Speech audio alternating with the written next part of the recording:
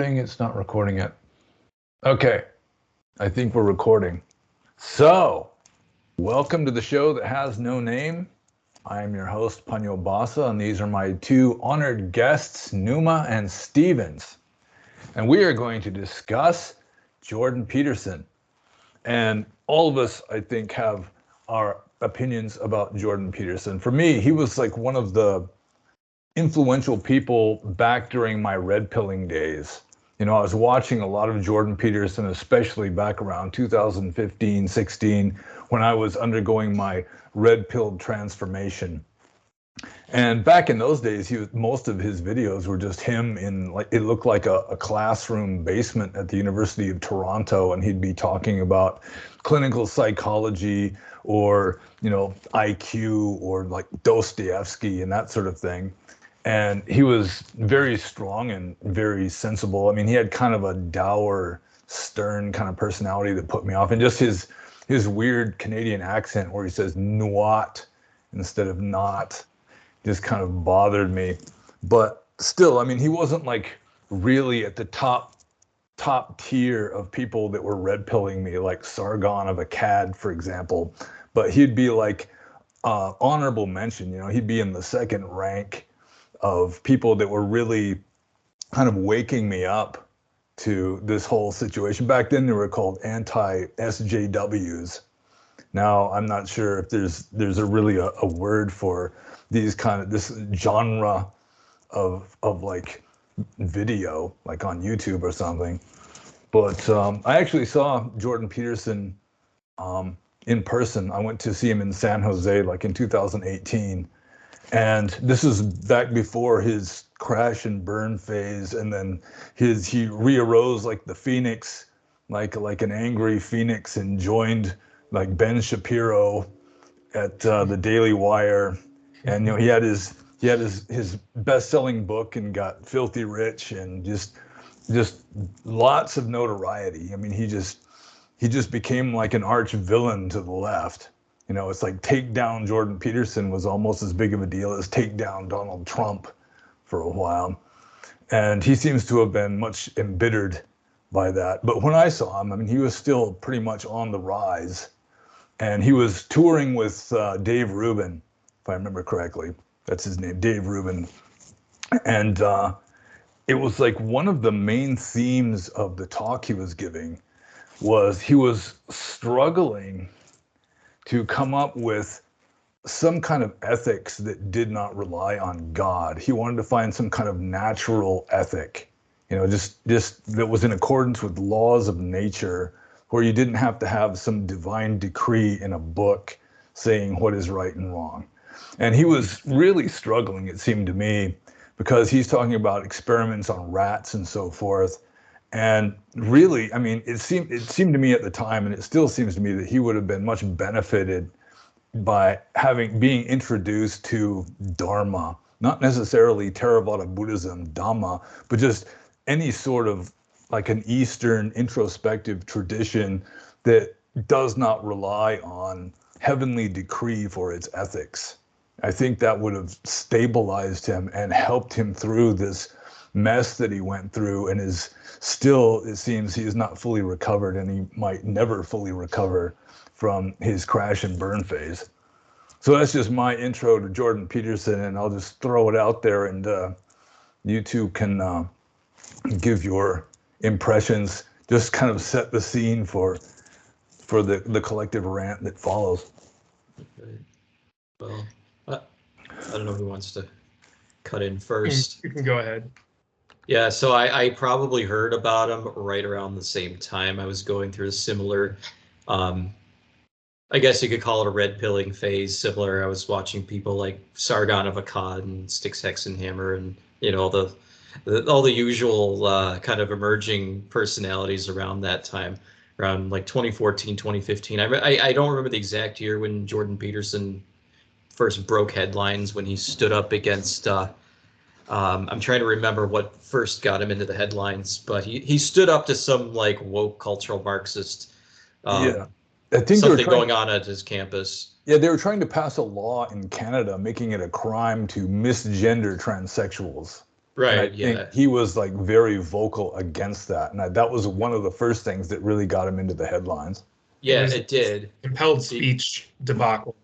Right. Yeah. So he was an academic, one of very few who was willing to stick his neck out at a time when I'm sure a lot of other academics of his stature probably agreed with him. They were just too cowardly to stand up and say anything and go against the groupthink and risk being canceled or falling out of favor with all their like friends and colleagues in academia. So I had like great respect for him right off the bat because he was willing to do that. He seemed like somebody of very extremely firm principles and actually acted according to them.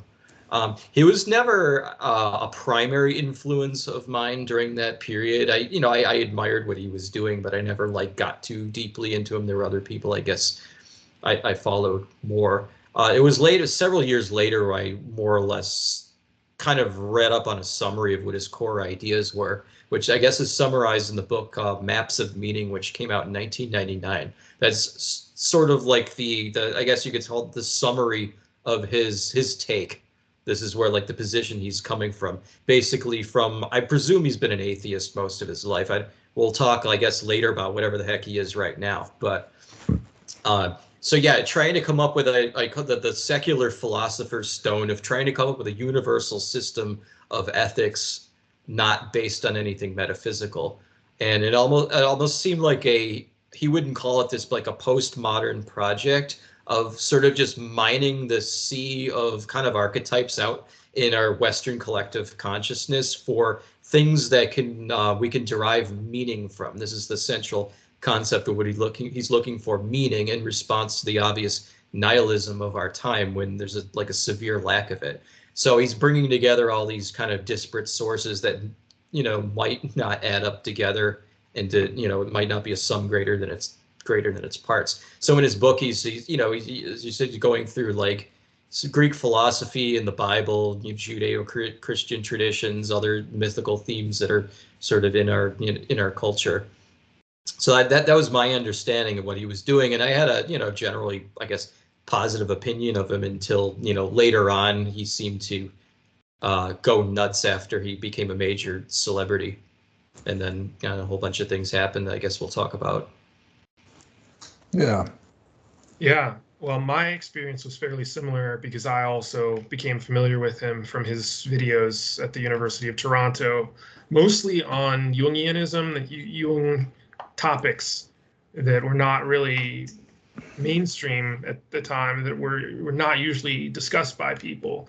I knew very little about Jung myself until I watched some of his videos, and that kind of awakened me to, oh, this is what this guy actually believes. Jung, as a foil to Freud. Of course, I had known about Freud, but had never really gotten much into Jung, and so it was kind of a surprise to hear about this psychologist who had linked himself into myth and archetype and all of that type of thing. And so Peterson, he kind of mixes human development and archetypal concepts that are elucidated by some of Jung's disciples, like Marie-Louise von Franz, who talks about the puer aeternus, which is this kind of like male narcissism that he applies to our society today. And he takes these philosophical and psychological concepts and sort of mixes them with myth and applies them to our own situation to try and find these practical answers, solutions that people are looking for in this terrible existential dilemma of postmodernism. And he sort of flirts with integral thought, as Ken Wilber says. He's kind of like on the verge of trying to pull all of these things together to achieve this kind of great, as you said, secular philosopher's stone of finding some kind of overarching system of ethics and meaning and aesthetics and so on, derived from integrating all of these things together. And now the issue for him, I think, was that he just happened to pop up at the right place in the right time in terms of, he's discussing these naturalistic or essentialistic kind of ideas of myth that maybe, as we've talked about in other discussions, that there's something metaphysically necessary that these myths are pointing to, are anthropomorphizing, to make it easier for the human mind to grasp, right? But he's doing this in an academic and cultural environment that promotes critical theory, and so it actively eschews the idea that there is something necessary about nature itself, that nature is not merely a social construct. And I hear people say this all the time. I mean, I've been in philosophy courses where it's strongly asserted that nature is a social construct, that there is no such thing as nature, there's no such thing as the natural. So since the 70s with Foucault, for example, who becomes this kind of foil for Peterson, it's been dangerous to assert naturalistic ideas in academia, right? And so he becomes the target for this type of people on the left who see what they would call like originary knowledge or centers of knowledge, that is to say, like axiomatic knowledge, as being the product of cultural hegemony, as being a product of oppressive forces seeking to marginalize those who are on the outside of discourse and all this type of thing. And so you will see in Peterson and associated with the discussions around him, this idea of phallogocentrism and all of these kinds of fancy, kind of liberal academia words, right? So at that time in Toronto, he's clearly this kind of brilliant, kind of sallow and a little bit doughy kind of professor who's like delightfully eccentric, but has a tinge of darkness. He's clearly spent a great deal of time introspecting. And eventually, in my mind, like you said, Numa, he goes to this kind of postmodern or maybe almost kind of like meta-modern Christianity, where he's clearly incredulous about Christ as an actual literal figure, but he sees the suffering of Christ as analogous to, the archetype of the self and the idea that all of life is tragic and is a tragedy in and of itself. And he's looking primarily at, because he is in this, as Ken Wilber says, this sort of mythic stage of consciousness. He represents Ken Wilber calls it the orange or amber like spectrum of consciousness, and then the postmodern is like the green, like the Foucaultian stuff represents the green. So he's in this mythic state of consciousness, which is reasserting itself because of the fact that the green, the postmodernism, is now becoming so prominent. People are losing their sense of meaning in life. They don't have any basic grounding, axiomatic things. And this is where I think the term, based comes from, is the idea that, we need to have these basic qualities again. And so he talks about the idea of responsibility. Well, to sociologists, you have this idea of the role-person merger, that in ancient societies, you become what you do. And this is why we as white people all have names like, Baker, Smith, Tanner, on and on and on, because we are what we do, and we, in the mythic sense of consciousness, sort of become our ancestors, reincarnate as our ancestors, take on those roles, and we don't have to worry necessarily about the meaning of life. But in modernity, we have this problem of, Nietzsche calls it sovereign becoming, which is the idea that we can be or do or become anything at any point in time, and there's nobody that can tell us otherwise, because nature, again, is just this kind of like flowing continuum, and where you get to depends on where you start, and all of that type of stuff. But it's also incredibly existentially terrifying, and it deprives meaning from people's lives, which is why his entire focus was kind of on meaning, trying to figure out how we can move back into that type of thing, where you can actually take on or adopt a role in a society that tells you that really you're just the same as everybody else. There's no such thing really as meritocracy.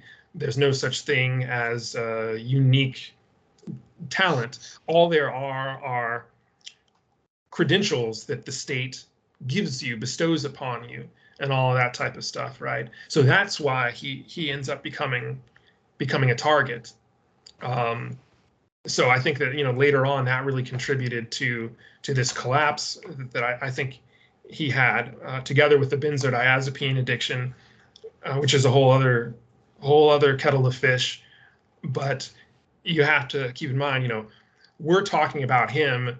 Nobody's talking about us, so we don't have to worry about it. But when you have millions of people talking about you and you become the focus and the center of this cultural battle, which is really what it is where is the culture going to go to? Is it going to go back to this kind of like mythicist kind of thing and mix it with these postmodern ideas, or are we going to become completely postmodern? Are we going to become integral? Are we going to integrate the two of them and become metamodern? All of this type of stuff, right? And then you have millions of people at the same time, or maybe not millions, but many people who just want him to die, right? Who are focusing all of their negative energies, their hatred on him, and that ultimately, I think, is what contributed to what we're seeing now. Yeah, Sorry. I think one reason why he became a target, it's just kind of interesting how he became a target. He's sort of an innocuous university professor. He's sort of offbeat. Students like him partly because he's so passionate. I don't know if he's still this way, but it used to be he could hardly give a talk without bursting into tears at least once. Yeah. He's got a lot of depth to him. Being a clinical psychologist, he's dealt firsthand with lots of messed up people. He's seen just a lot of horror in the world, and that he relates to Dostoevsky, and in his later manifestations as encouraging Christianity without really believing in it, or apparently not really believing it. He just kind of reminds me of Ivan Dostoevsky, or Ivan Karamazov in The Brothers Karamazov, where and Ivan essentially cracks up. He can't do it, but he had some.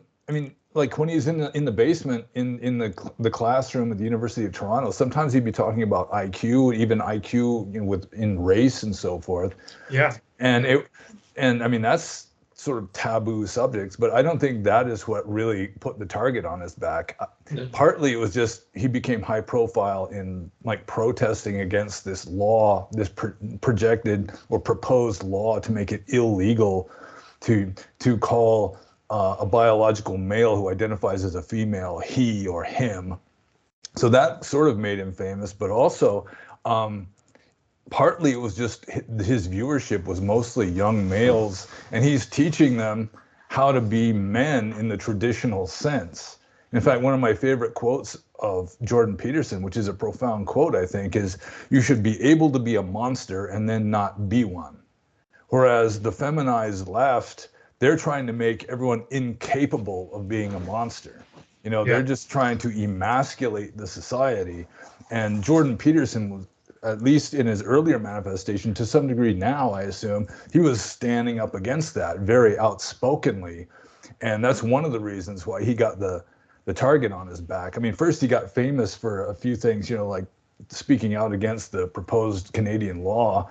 But then when more people find out about him, and you've got young men just sort of clustering, they're just like, he's like their guru or something, he's like a role model. He is kind of a masculine guy, even though he used to cry almost every speech. I assume that is how he got famous, but we can discuss how the fame may have brought his downfall to some degree after that. But I guess it's Numa's going to say something before he becomes a vehicle for this zeitgeist in a way, by asserting these naturalistic ideas that there is something ineluctably real about what a man is, or what a woman is, and that there are certain properties there. Yeah, he was, as you were getting to, Pino, he was doing all this stuff for years prior to becoming famous, and he didn't become a target for that. He was in classrooms full of people teaching moral essentialism and more stuff that went against the cultural Marxist subversion of at least the humanities side of academia by that time. But it was only when he became an icon of people actively resisting this stuff that people the machine turned against him. Yeah, at least the globalist and more or less leftist machine, although he's pretty much joined a different machine since then. it's interesting to see his sort of parallel kind of personality, I guess, that he's transformed into since becoming a celebrity. And I think part of that certainly has to be the benzodiazepine issue. I know he was under a tremendous amount of stress, as I talked about, for all of those various reasons.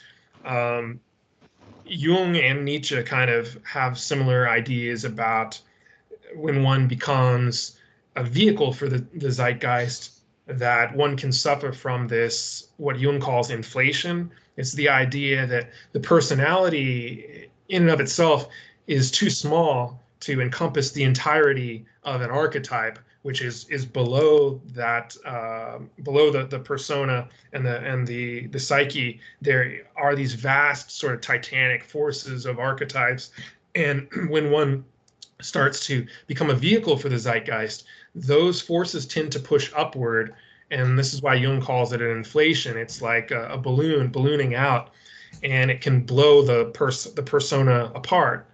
And some people say that that's actually what happened to Nietzsche, that he instantiated this archetype of Dionysus, and it destroyed his mind. So Peterson is trying to hold all of these forces together inside of himself that are warring forces of the zeitgeist, and at the same time undergoing all of these political battles and struggles.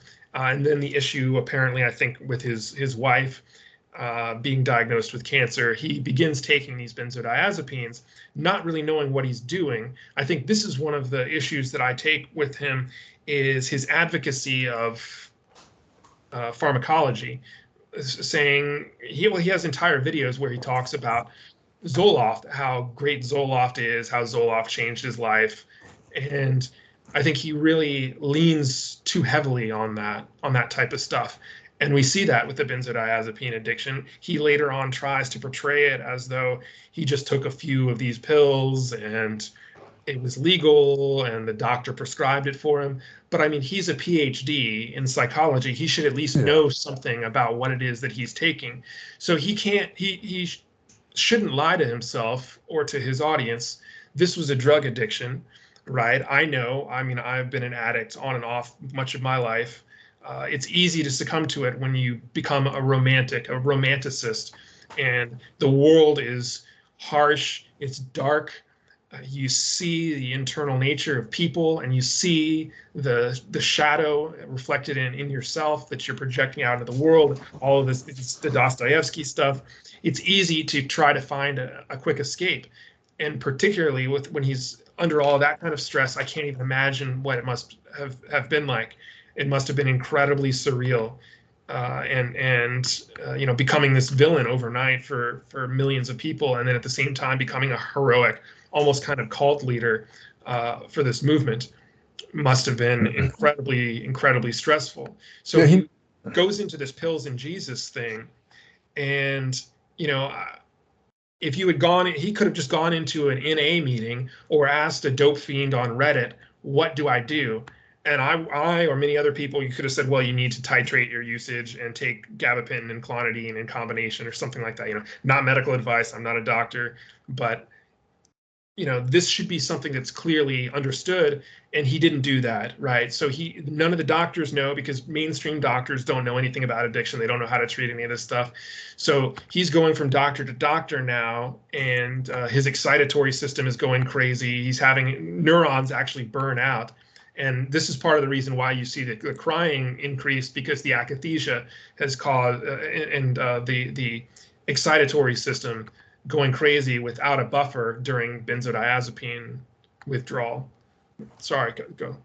Oh, yeah. It's like he was managing fame fairly well at first. Like he had the book, The 12 Rules for Life, came out, which was a bestseller. He's making over $100,000 a month, according to him. He's becoming a multimillionaire. He's world famous. He goes on that notorious interview with Kathy Newman, and she's just like attack, just using like the stereotypical female kind of So what you're saying is, and then just twisting what he says into something just absurd and completely blameworthy.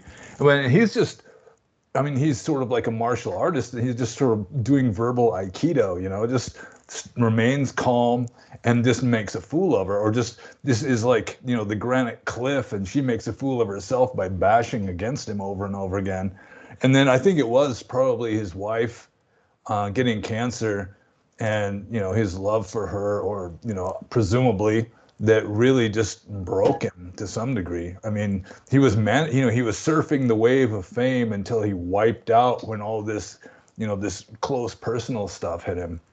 And then, he just kind of went silent for a while. And then when he first came back, he was just haunted. He just had this haunted look in his eyes. It's like he obviously had been through some harrowing ordeal.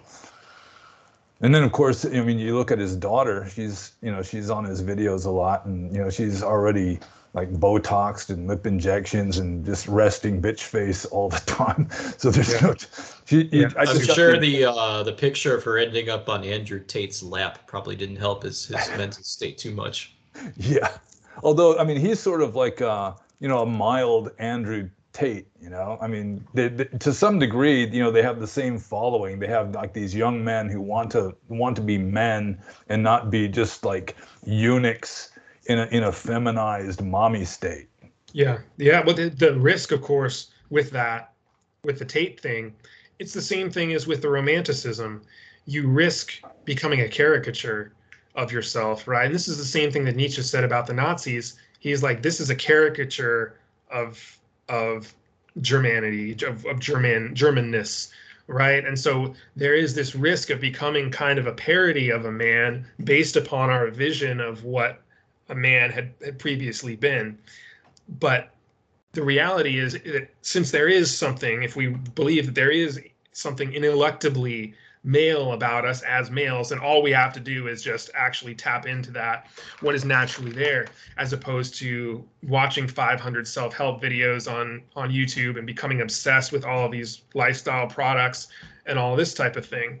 And that's one of the things that we kind of lose sight of, and I think Peterson, to some degree, he skirts that, because he is kind of a part of that industry of writing all of these self-help books of this is how you can become a man if you read this book and all of that type of stuff. When what we just need to acknowledge and realize is that it's society itself has just basically convinced us in some way that it's wrong to be a man, or that it's there's something morally reprehensible about it, toxic, and also that it's a social construct, right? At the same time. Yeah, I think probably, I could say that Jordan Peterson, despite his intelligence and his good qualities and so forth, and the positive influence he's had on a lot of people, he's too intellectual. It's like he just wants to intellectualize everything, even religion. He turns it into, like this intellectual system that he can explain. It seems to me he's too academic. He's been in academia so long that he just puts everything forth as like an academic sort of hypothesis or theory, and just too Western.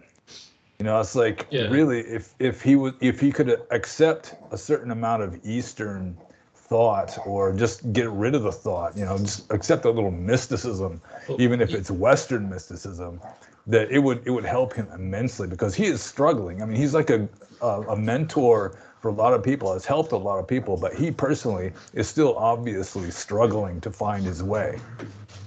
Yeah, this might go back to his original, I don't even call it a philosophy, but his approach. He is very much a creature of Western rationalism. Even like the first waves of Protestantism, in maybe a few generations after the Reformation, it was this project of trying to rationalize Christianity and turn it into, we should do this because of this number of rational reasons, and totally excluding the mystical basis of many of the doctrines in the religion. So I see him as kind of just part of, sort of at the tail end of that whole of that whole process. And he's also, his overall, like kind of described it before, he's sort of going through the junkyard of Western archetypes and it's like trying to build a car out of parts that are all sourced from different cars.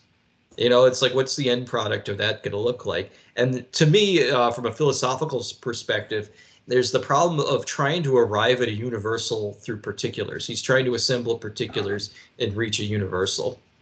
Whereas me, as somebody like me of a more Platonist orientation, start at the universals and kind of work down from there. And I think this goes to too, like there's a lot of sources of Western mysticism and philosophy. So if we're to find an analog to Eastern, like Eastern Dharma, I guess the Western equivalent of Dharma you find within like Platonism, Hermeticism, maybe even Stoicism, different Western philosophies. He does have these things available if he wanted to look at them. But I think this could be a generational thing too. He's just so grounded in this rationalistic approach that he basically grew up with, and he built his entire academic career around that. I think it's really hard to reverse course from the sort of epistemological approaches that have become so habituated in just in the way he does things. I watched this Ken Wilber video that I thought was really interesting, where he kind of, again, maps all of this stuff out on this spectrum, which in and of itself is pretty rationalistic. But that appeals to me, as a Western person. And he says, well, Peterson, he is this sort of at the orange level representing this rational humanism, but he's trying to find something underlying that. He's going back into the mythic level, he calls it the amber level, trying to get something that's underlying all of this stuff. And at the end of the day, it is a very maddening and heroic struggle to try to delineate this Faustian world model, if I can use that term that I've ripped from a bunch of other people.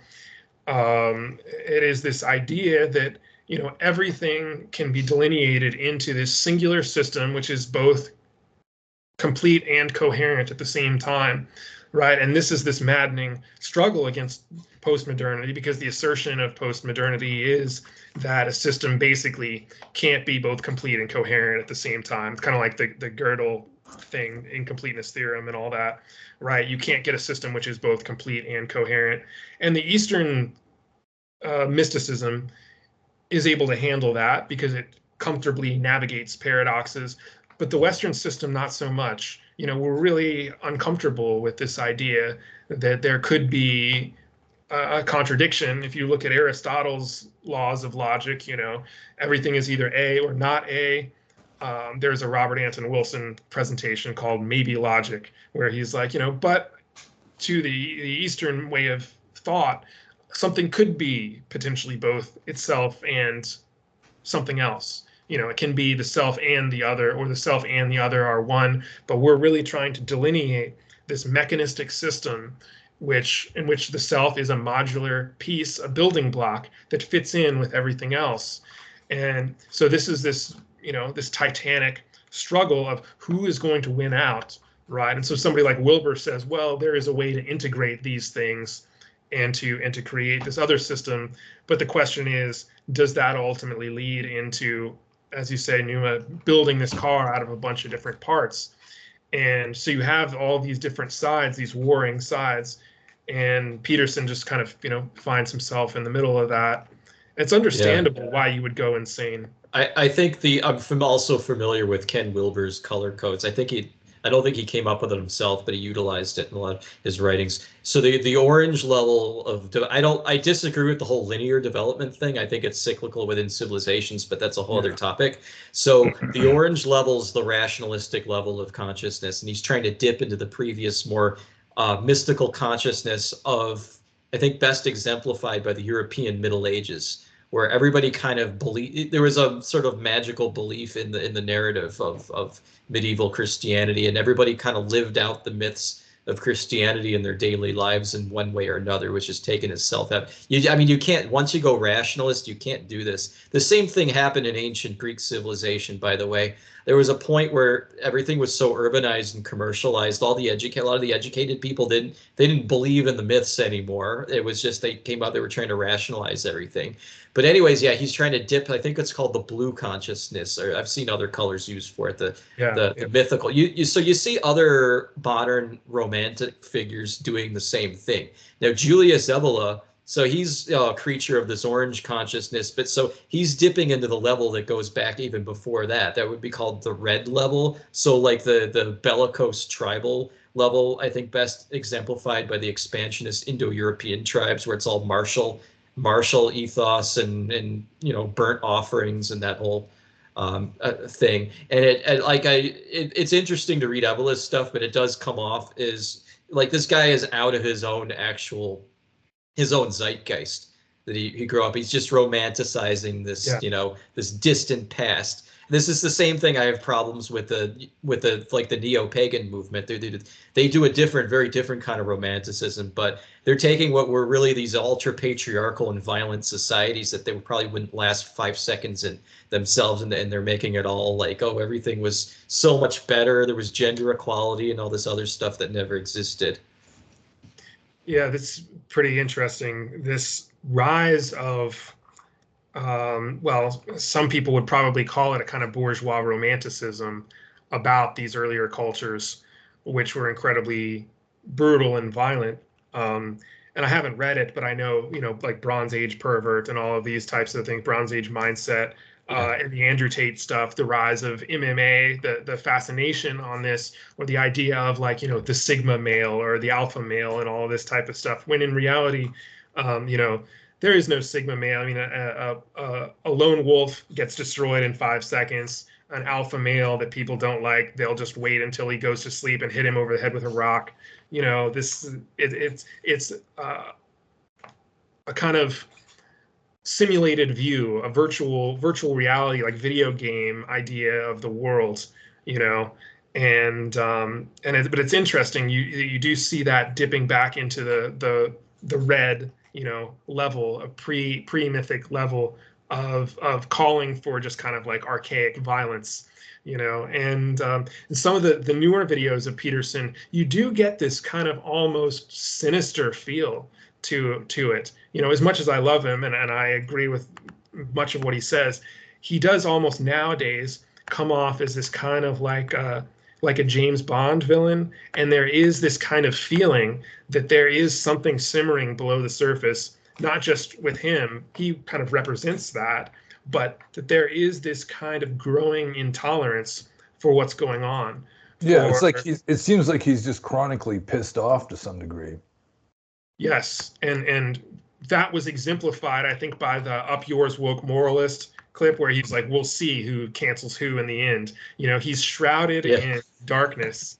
And it almost reminds me, you remember the Joe Biden speech where they light up they have the red lights and all this stuff. Like, let's make it look like the devil, And so it's whoever is managing him is like, we'll have him dress like this, and we'll set him in darkness. And it looked to me, when I saw him, it looked like, they've got him on maybe like a little bit of testosterone, a little bit of growth hormone, and he's just kind of like very, very fit and trim, but like, kind of he's very, very healthy and vital, which is good.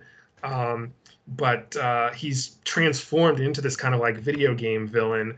And the first inkling of that, when he came back, I began noticing he had this strange kind of wardrobe change where he began dressing almost like the way that I put it is like a white Nation of Islam member, where he's like very sort of fundamentalist, and he's dressing in this very sort of nice, clean-cut way.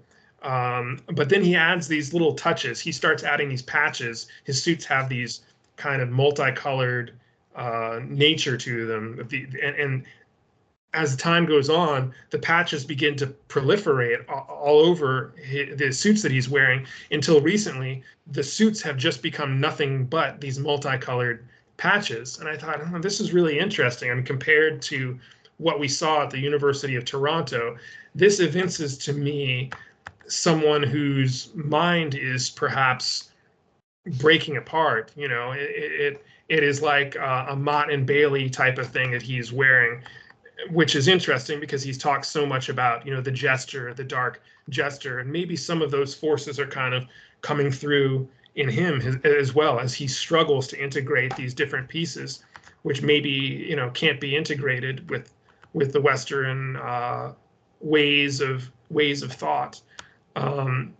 So yeah, I don't know. It's definitely interesting the way that he has has continued to transform, and hopefully he's able to pull himself out of wherever he's at right now. The irony with that, he was the one who was warning us all about we all have the monster within, and we have to. There's a heroic struggle to keep it chained up, and maybe he lost sight of his own teachings here. Yeah, it's like he says in this video that I watched. It was this clip where he was talking right before sort of the transformation, I guess. He says, well, I notice in myself this growing discomfort, this feeling of suspicion, and this kind of snappiness, this anger, which I'm kind of like on the verge of not quite being able to control. It's almost breaking out. And I'm becoming more and more sort of paranoid about things. And, and that was right before this happened. I think it was Deleuze. He says, that there are these two polar forces, the paranoid and the schizophrenic. The paranoid is like the conservative, and the schizophrenic is like the liberal. The schizophrenic is trying to like revolutionize everything and breaking apart, and the paranoid has to go through this kind of like period of suspecting everything and trying to hold on to what little is left, to prevent it from being torn apart. And that's the source of this kind of maybe like this paranoia. I think part of it is, I mean, I can relate to this from my own experience to some degree, is that you were talking about simulations and myth, like being myths and so forth earlier. And to some degree, Jordan Peterson himself has become like a myth. And it's like, like Numa, you've talked about egregores before, how, there are some like higher beings that are there just because the belief of the people, this collective belief, kind of lends them a certain reality in this world.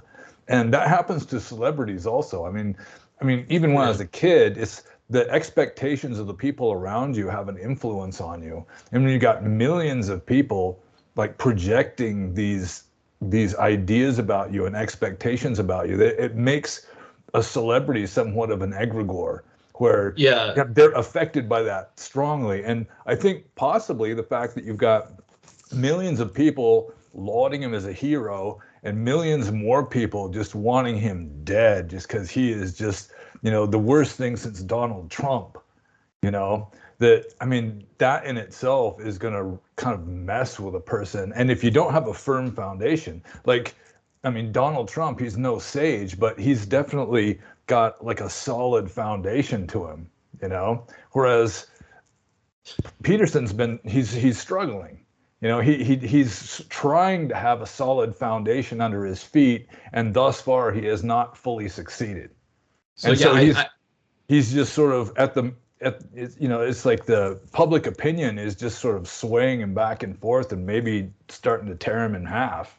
Yeah, from a perspective of Western occultism, this is very true. So a celebrity has a whole egregore, like a collective thought form that millions of people are pouring their own psychic energy into, and it's obviously tied to the person who's the subject of that, and that can very well destroy them, especially if their psychic constitution's weak or sensitive. Trump is actually a good counterexample. I think there's an occult truth behind the nickname Teflon Don. He just seems to be able to withstand anything, and there he is. He's still going at it. Yeah, he's got a solid personality, even though it may not be a particularly wise personality. But he's got a foundation. He's got a rock solid foundation. Relatively. He's been slinging shit and eating it since he was a young age, and he's seemed to pass those tests. But I don't think like other celebrities, I don't think Peterson, I don't think he's been able to withstand all that, what I would call psychic energy being channeled into his own being. Yeah, and I think he's had so much hate slung at him that it really is starting to get to him. Like he's on Twitter battling with people now instead of remaining calm like he was with Kathy Newman and just demonstrating the superiority of his own attitude over the attitude of the people just gushing hate at him, that now he's starting to gush back. And partly I think it is just the cesspit of social media, just all this anonymous, this shit just going in all directions.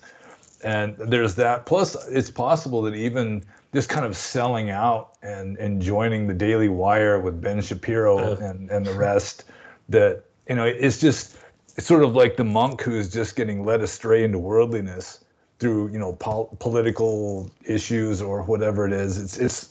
I think it's kind of a similar issue with him. He's just getting sucked into the world. Yeah. He should have never. Yeah, he was in the academic ivory tower, and there's a certain kind of seclusion there, and now he's just getting sucked into the maelstrom. Yeah, you should have never. I don't think you should have ever gotten involved with politics or political commentary. Yeah, especially with the likes of Ben Shapiro. Yeah. I just wonder if he's going to be able to come back from this.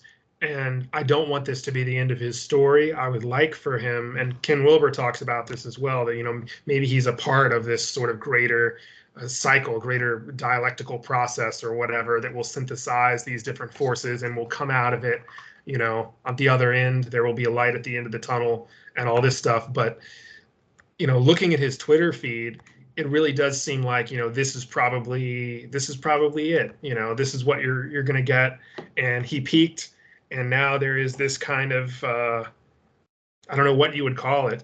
I saw he was posting a thing about transhumanism, but what he had posted was a Japanese pornographic video of these men being manually stimulated by these machine hands while they're tied down to a gurney, while they're tied down to these gurneys, these rows and stuff like that. And he's like, you know, enjoy the new society or whatever. And people were just like, you just literally posted a porn film like this, you know, on Twitter. You just literally posted a porn film.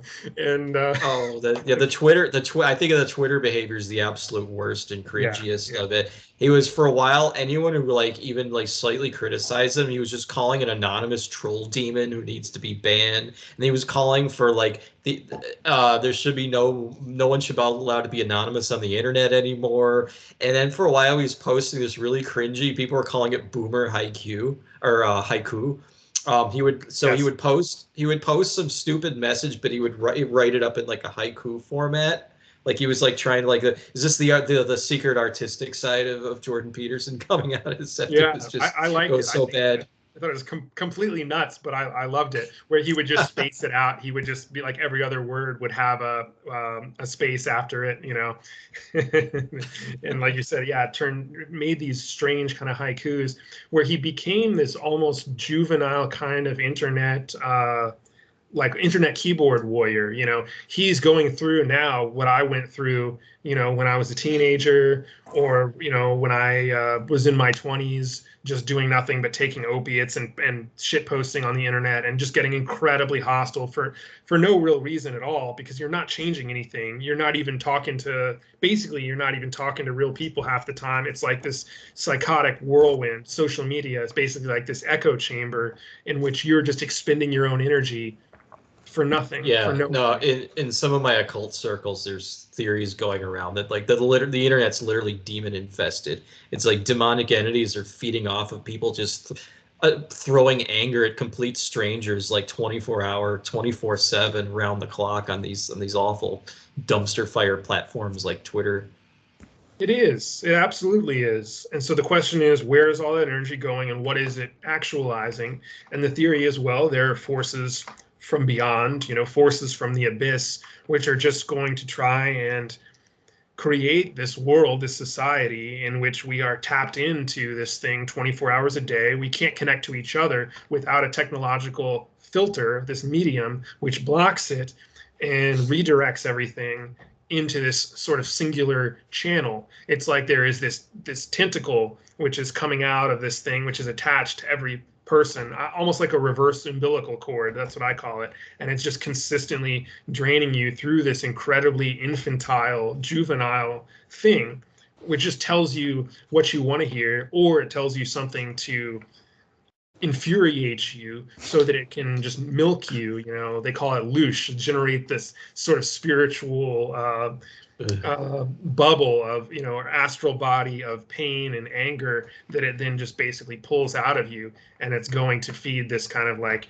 you see, you know, the Matrix. That's exactly what this was talking about. It's just basically harvesting you, using you as a battery, and that energy then goes to further the grip of this demonic entity, which has its claws in humanity and is trying to kind of change the world, you know, block out the sun or whatever kind of demonic plans it has, you know, dig a hole to the center of the earth, release all the chaos beings and whatever, you know. Yeah, there's a reason I deleted all my social media accounts years ago. Yes. Yeah. Same. It's amazing how much better you feel when you just leave that shit behind completely. And it wasn't until I did that I actually started doing something real. But I'm of the generation that we thought that social media was reality or was going to be reality. And then you realize, like, no, it never evolved into that. It just devolved into this echo change, just nothing. It's just nothing. And as soon as you get out of that, the better. So it's strange to see somebody who's so well credentialed and so self-aware, who has a PhD in psychology, fall into this thing where he's just doing nothing but spinning his wheels and aggravating everybody else at the same time, agitating people. And so that's why I think, you know, maybe Peterson is just a part of this wave of what is ultimately going to be an irrational reactionary sentiment that's going to sweep the world and be this antithesis to the thesis of postmodernism, postmodern liberalism, and all of that stuff. And we'll just have World War III, and there's going to be this gigantic, you know, maelstrom across the planet. Maybe that's where we're headed. I don't know. Yeah. Well, at least we still have the Discord server, so we still have some social media. Yeah, I like. That's why my one remaining social, like if you can call it a social media that I'm active on. Yeah. Well, with regard to Peterson, I mean, we've kind of discussed his predicament. You know, why he seems to have sort of fallen from grace to some degree. And just on the minuscule chance that he might see or hear of this, I mean, what advice would you give to him to help him out? You know, like, what should he do besides clean his own room? Ditch Christ, embrace Wotan. Wotan. Yeah, but the thing is, he just intellectualized it, and it would turn out being not so different. You know, so long as you have it at an intellectual level, I mean, it really doesn't matter what the spiritual movement is or the religious movement, because you're just going to intellectualize it, and there's not going to be much spirit to it, seems to me. Yeah, I mean, he'll probably do that to any religion. Yeah, I think my advice to him is take up meditation, maybe do a 10-day Goenka retreat or something, and see what that does for him. Just try to get rid of all the theories and just face reality. Even like Gurdjieff, just go out and carefully, polish a flower, wipe off each petal, and just be mindful in the moment while you're doing it. Just try to ground himself, because he does not seem very grounded, especially lately. Well, the solution's easy. I think that would help him greatly, but he's got all the money in the world now. Well, it doesn't take any money to turn off his phone and get off the internet. That's step one. Step two is he could easily retreat to somewhere in the country and just never be heard from again. He's set for life financially. Yeah. Yeah, I think he definitely needs to take a few years off at least, or at least a year, take some time off, get back to his roots, go back to, psychology, reading, and all of that type of stuff. And we talked earlier about some of the Buddhist ideas. I mean, I think I was talking about the 3 marks of existence, right? Suffering, impermanence, not self, all of those types of things. Those are kind of potentially very helpful tools that I think he could focus on, because it kind of, in one way, I mean, Nietzsche criticized this about Schopenhauer, but it's kind of this idea that, well, all of these things are natural in the world. There is, of course, going to always be suffering, and he's kind of tapped into that when he says all life is a tragedy. Yeah. But he does still, I think, he believes in there is an objective self, and maybe there is a state that one can achieve called happiness. Maybe there is this state that we can achieve where we can transcend suffering and all of those things, and it's just not possible in samsara. And once you realize that trying to be free from frustration, for example, as E.G. Krishnamurti talks about, trying to be free from frustration, that's the ultimate frustrator. That's the ultimate way of ensuring your own insanity, or putting forth the heroic effort to meditate. We see that in many cases just prevents a person from meditating. And so if he could just kind of maybe get on that wave for a while, and stop being so solutions oriented. As much as I am solutions oriented, I like that type of thing. It seems like it's driving him nuts. So I would say, yeah, maybe chill out, go read, I don't know, go read Alan Watts or something. Yeah, Zen koans or something like that. Yeah, I said that because I have this. Here we go. The way of Zen. Here we go. But he would try to rationalize the koans, which is the opposite. I think, isn't that the opposite way of how you're supposed to process them? Yeah. If you try to rationalize the koan, if you try to figure out a koan, you've already failed. Well, what he's actually saying is, well, what the Buddha actually wanted you to do. I could just see how this whole thing would unfold. There are certain aspects of Dharma that he does seem to get, just like the universality of dukkha, just suffering, He might even go so far as to agree that ultimately all suffering is self-inflicted, which is a profound teaching of Buddhism that, of course, lay Buddhists on the left in the West, they studiously ignore that sort of thing because that's victim blaming and so forth. But really, I think one thing that one aspect of Buddhism that Peterson would really benefit from if he took it seriously is just the idea of karma and just a psychological subjective ethic that does not rely on any kind of any divine decrees, any kind of philosophical figuring out of things. It's just certain things, if you do it, it just brings you down. It takes you farther away from reality.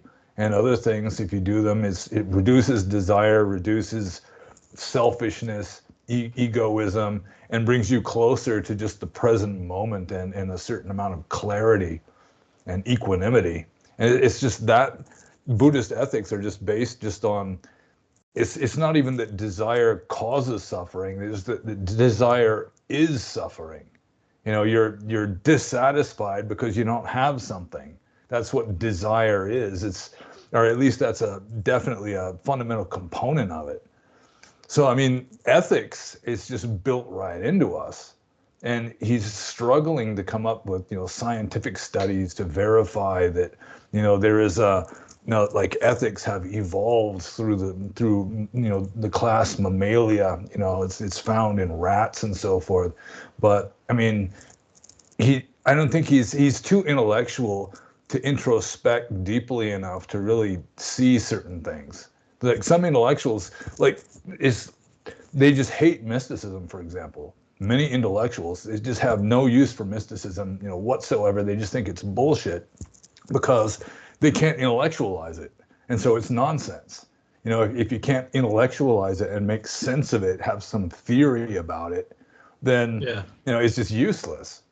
But, this all goes back to the great heresy arc of the West known as Aristotle.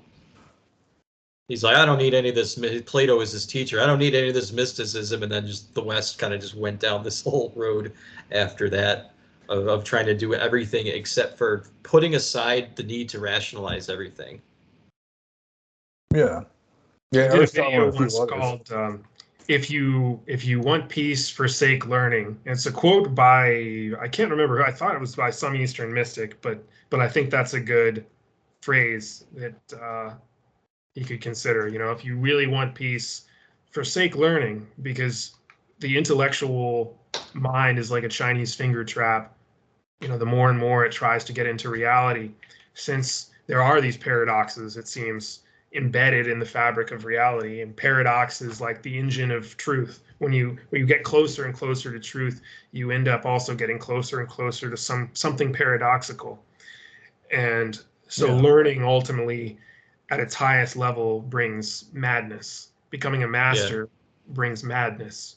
Yeah, I didn't come up with this, but a great teaching I heard is that reason is a tool in our tool. Reason's good it's a good tool we can use just to avoid making mistakes in our everyday lives.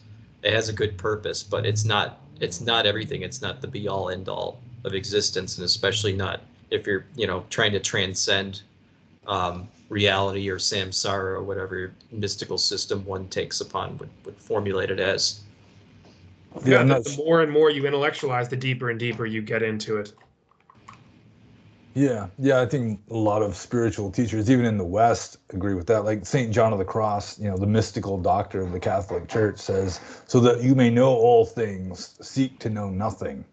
It's like the ascent of Mount Carmel is just nada, nada, nada, nada, just nothing all the way up. Just because, you have to clear your mind of all the intellect in order to experience the reality that underlies all the symbols. Or like the Tao Te Ching, it's like he who follows learning increases day by day. He who follows Tao decreases day by day. He becomes less and less until he arrives at Wu Wei or non-action. And with non-action, there is nothing he cannot achieve, which is paradoxical and nonsensical to a Western academic, intellectual, rationalistic approach, which I think Jordan Peterson is pretty much stuck in at present. Yeah. Yeah, I agree. I've had teachers that are logical positivists, and they can't entertain the idea that anything could exist that is not expressible through a model, through language, basically. Yeah, well, that's true for samsara. It's like Berkeley was correct with regard to samsara, that, esse est percipi, to exist is to be perceived. So, if it's not perceptible, you can't work out some mental symbol of it, then it's just off the scale. It's off the radar, so to speak. But then you just have to get to the stage where you realize that samsara is not all there is. And I'm not, in the West, that's just the default attitude, is that, the material world is all there is. And I think Jordan Peterson may still be, to some degree, stuck in that paradigm. Well, that's how he, I think, Maps of Meaning, the premise was trying to find archetypal ideas that correspond with how the human brain works. So he's working, his foundation is a material property, the human brain, and that's where he starts. And he's trying to find things out in the ether that fit into that mold. Yeah. So my advice to him is try meditating. I still struggle with it myself. So yeah, it is. It's not easy, especially to giving advice to him. Yeah, especially to intellectually oriented, head-oriented people that just think too much anyway. Yeah, it's very difficult. But I think it would help if he just forced himself to attend a 10-day Goenka retreat or something along those lines. Stay away from the Spirit Rock and IMS kind of crowds, where there's just more intellectual samsara, but just more attenuated, maybe more ethereal or something. That he should just really just find some accomplished meditation master and just tough out at least a week of. He could afford to hire a personal guru of his own. Yeah, preferably not Deepak Chopra, but you could. The guru of the stars.